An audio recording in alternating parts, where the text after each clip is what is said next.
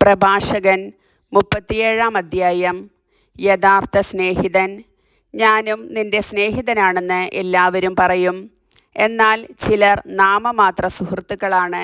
സ്നേഹിതൻ ശത്രുവായി മാറുന്നത് മരണതുല്യമായ ദുഃഖമല്ലേ? ദുഷിച്ച ഭാവനയെ ലോകത്തെ വഞ്ചന കൊണ്ട് നിറയ്ക്കാൻ നീ എന്തിനുണ്ടായി? ചില സ്നേഹിതന്മാർ കൂട്ടുകാരൻ്റെ സന്തോഷത്തിൽ ആനന്ദിക്കുന്നു, എന്നാൽ ആപത്ത് വരുമ്പോൾ അവനെതിരായി തിരിയും. ചിലർ സ്നേഹിതരായി സഹായിക്കുന്നത് ഉദരപൂരണത്തിനു വേണ്ടിയാണ്, എങ്കിലും യുദ്ധം വരുമ്പോൾ അവർ അവനു വേണ്ടി പരിചയമായി നിൽക്കും.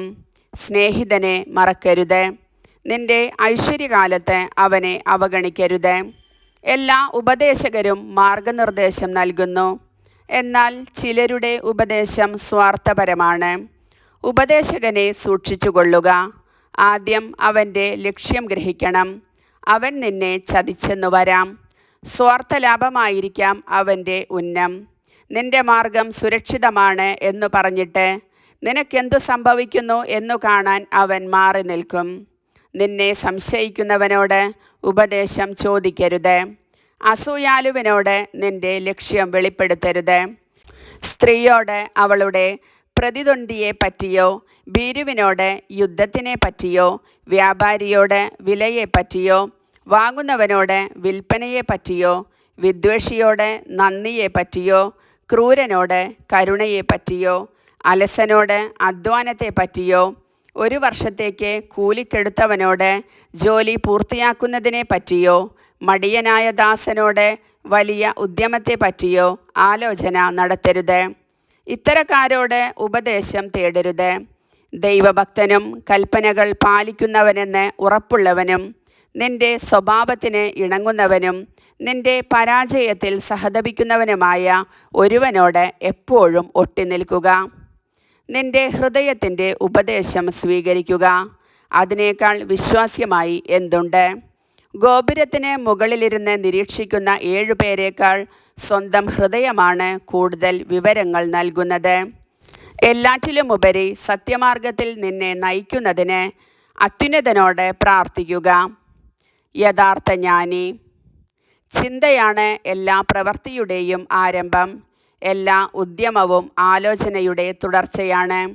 ചിന്ത ഹൃദയത്തിൽ വേരൂന്നിയിരിക്കുന്നു, അതിന് 4 ശാഖകളുണ്ട്: നന്മയും തിന്മയും ജീവനും മരണവും. നാവാണ് ഇവയുടെ നിയന്താവ്. മറ്റുള്ളവരെ ഉപദേശിക്കുന്ന സമർത്ഥന്മാരുണ്ട്, സ്വന്തം കാര്യത്തിൽ അവർ ബുദ്ധിശൂന്യരായി പെരുമാറുന്നു. വാചാലതയുള്ളവനും ശത്രുക്കളെ സമ്പാദിക്കാം, പട്ടിണിയാണ് അവൻ്റെ അനുഭവം. ഒന്നിലും ജ്ഞാനമില്ലാത്തതുകൊണ്ട് കർത്താവ് അവനെ അനുഗ്രഹിച്ചില്ല. തൻ കാര്യത്തിൽ ജ്ഞാനിയായവൻ്റെ ജ്ഞാനം അവൻ്റെ വാക്കുകളിൽ ഒതുങ്ങും. ജ്ഞാനി സ്വന്തം ജനത്തെ ഉപദേശിക്കും, അവൻ്റെ വിവേകത്തിൻ്റെ ഫലം വിശ്വസനീയമാണ്.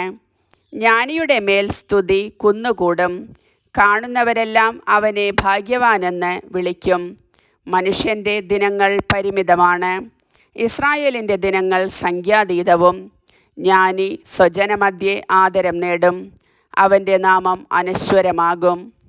മകനെ, ജീവിച്ചിരിക്കുമ്പോൾ ആത്മശോധന നടത്തുക, ഹാനികരമായത് ചെയ്യരുത്. എല്ലാവർക്കും എല്ലാം നന്നല്ല, എല്ലാവരും എല്ലാം ആസ്വദിക്കുന്നുമില്ല. ആഡംബരത്തിൽ അതിരുകവിഞ്ഞ അഭിനിവേശം അരുത്, ഭക്ഷണത്തിൽ ആർത്തി കാണിക്കരുത്. അമിതാഹാരം രോഗത്തിന് കാരണമാകുന്നു, അമിതഭോജനം ദഹനക്ഷയമുണ്ടാക്കുന്നു.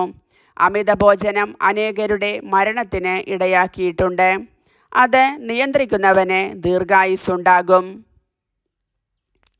കർത്താവിൻ്റെ വചനം.